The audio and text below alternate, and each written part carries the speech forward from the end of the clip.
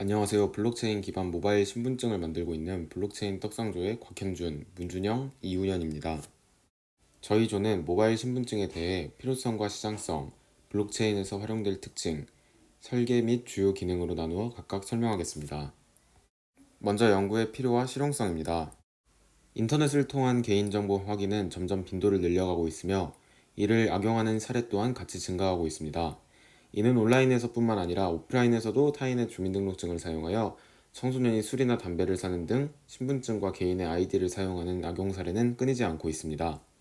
사용자의 정보를 가지고 있는 회사의 DB는 유출되기 일쑤이며 어느 사이트에서 개인정보가 유출되었다는 이야기는 너무나도 흔하게 듣게 되어버렸습니다. 이러한 시점에서 블록체인을 활용한 모바일 신분증은 이에 대한 긍정적인 해결책이 될 수 있을 것입니다. 블록체인 기반으로 타인이 나의 신분증을 사용할 수 없으며 개인의 정보를 임의로 수정조차 할 수 없는 모바일 신분증은 앞선 문제들을 해결할 좋은 방법이 될 수 있을 것입니다. 그렇다면 모바일 신분증에서 사용하게 될 블록체인은 어떻게 사용되고 있을까요? 보통 알고 있는 블록체인은 비트코인과 같은 돈 혹은 지갑, 결제수단, 더 나아가 투기수단으로 알고 있는 경우가 많습니다. 하지만 블록체인은 중요한 정보를 무엇보다 안전하게 저장할 수 있는 DB의 입지를 넓혀나가고 있습니다. 이미 카카오와 네이버 등 많은 IT 기업뿐만 아니라 SK텔레콤, 삼성 SDS, LG CNS 등 수많은 기업들은 이미 블록체인을 사용하여 블록체인 신원 증명서인 DID를 만들기 시작했습니다. 또한 국가에서도 모바일 공무원증 시스템을 블록체인 기반으로 구축하려는 시도를 보이며 개인정보를 저장하는 수단으로서의 입지를 다져나가고 있습니다. 이렇게 블록체인의 특성을 활용하는 모바일 신분증은 운전면허증, 졸업증명, 국가기술 자격증 등 사용자가 필요로 하는 증명을 안전하게 하기 위해 사용되고 있습니다. 국내뿐만 아니라 전 세계적으로 블록체인을 기반으로 하는 신원증명은 계속하여 늘어나는 추세이며 이는 갈수록 그 규모가 커질 것이라는 전망 또한 있습니다. 안녕하세요. 블록체인에서 활용될 특성 발표를 맡게 된 문준영 학생입니다. 저희 조는 모바일 신분증이라는 주제로 프로젝트를 하게 되었습니다. 저희 프로젝트에서는 블록체인이라는 기술을 사용하는데 이거에 대한 장점 위주로 왜 사용하는지에 대해 설명을 드리겠습니다.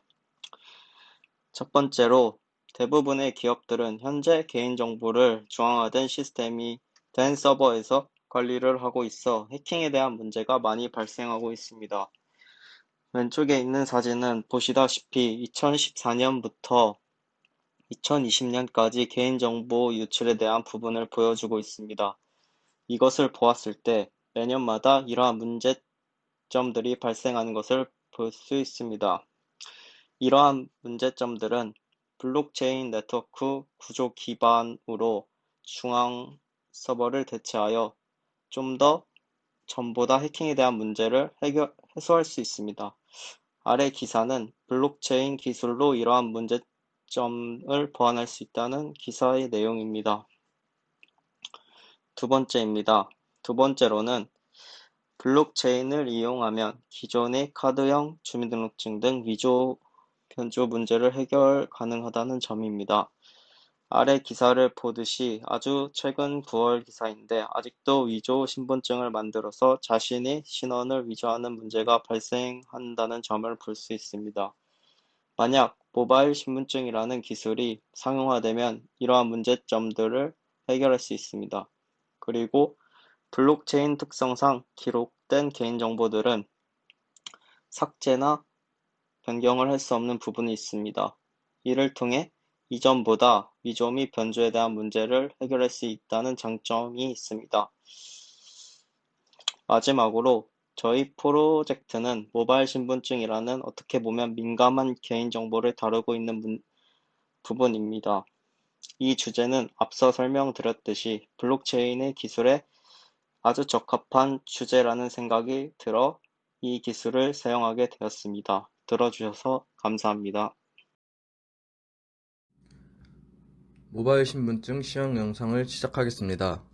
이 화면은 모바일 신분증을 처음 실행시키면 나타나는 메인 페이지입니다. 이 화면에서 호스트, 이슈어, 베리파이어 3개 분류의 유저가 각각 버튼을 클릭하여 각자가 사용하고자 하는 기능을 사용할 수 있습니다. 먼저 이슈어 페이지입니다. 이슈어 버튼을 클릭하면 이슈어 계정의 로그인을 위한 키스토어 파일을 입력할 수 있는 창이 뜹니다. 이 창에서 미리 발급된 이슈어의 고유 키스토어 파일을 입력 후 비밀번호를 입력하면 로그인에 성공합니다. 이슈어 페이지에서는 이슈어의 공개키 등록 및 개인키 발급을 할 수 있고, 호스트와 베리파이어의 회원가입 등록 절차와 신분증 발급 과정을 진행할 수 있습니다. 먼저 이슈어의 공개키 등록 및 개인키 발급을 진행하여야 모든 기능을 사용할 수 있습니다. 버튼을 클릭하면 공개키가 블록체인상에 등재되고 이슈어의 로컬 스토리지에 개인키가 저장됩니다.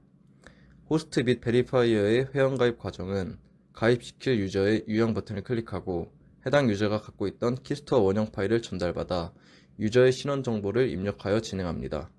이를 위해서는 먼저 호스트 혹은 베리파이어가 키스토어 원형 파일을 생성해야 합니다.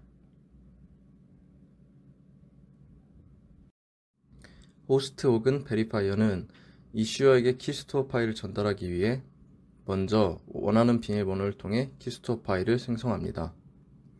이 키스토어 파일은 해당 유저의 로컬 스토리지에 저장되며 이에 대한 보안은 사용자 개인이 책임지게 됩니다.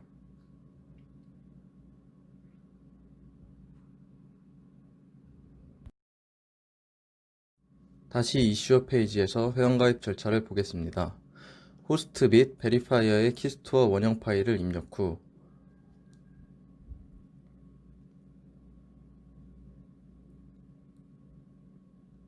신상 정보를 입력하고 나면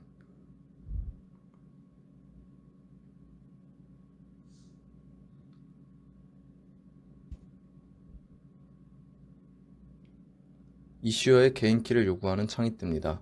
이슈어의 개인키가 요구되는 이유는 이슈어로부터 신원 정보를 검증받았다는 서명을 위한 것으로 최초에 발급받았던 개인키 파일을 로컬 스토리지에서 불러와 제출하면 됩니다. 과정이 끝나고 나면 해당 유저의 키스토어 파일에 신원 정보가 이슈어의 개인키를 통해 암호화되어 저장되며 이슈어의 서명 정보가 포함되게 됩니다. 이 키스토어 파일은 이슈어가 다시 호스트 혹은 베리파이어에게 전달하면 됩니다. 호스트 혹은 베리파이어는 이슈어에게 전달받은 서명된 키스토어 파일을 통해 로그인을 시도합니다. 최초 로그인 시도 시 해당 유저의 공개키가 블록체인에 등재되고 개인키가 해당 유저의 로컬 스토리지에 저장됩니다. 이 개인키는 키스토어 파일과 마찬가지로 본인이 직접 보안에 책임을 지는 자기주권형 체계입니다. 또한 키스토어 파일은 다시 한번 해당 개인키로 암호화 및 서명되어 해당 유저의 소유권 및 보안성을 보장합니다. 호스트가 최종적으로 발급된 키스토어를 통해 로그인에 성공하면 다음과 같은 화면이 뜨게 됩니다. 호스트는 신원 인증을 위한 QR코드 생성과 신원 인증 내역을 조회할 수 있는 기능을 사용할 수 있습니다. 먼저 인증을 위해 QR코드를 생성합니다.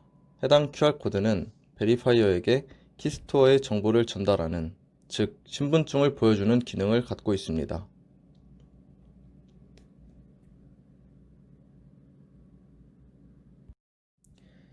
베리파이어의 회원가입 절차는 호스트와 완전히 동일하므로 생략하고 베리파이어 페이지를 보겠습니다.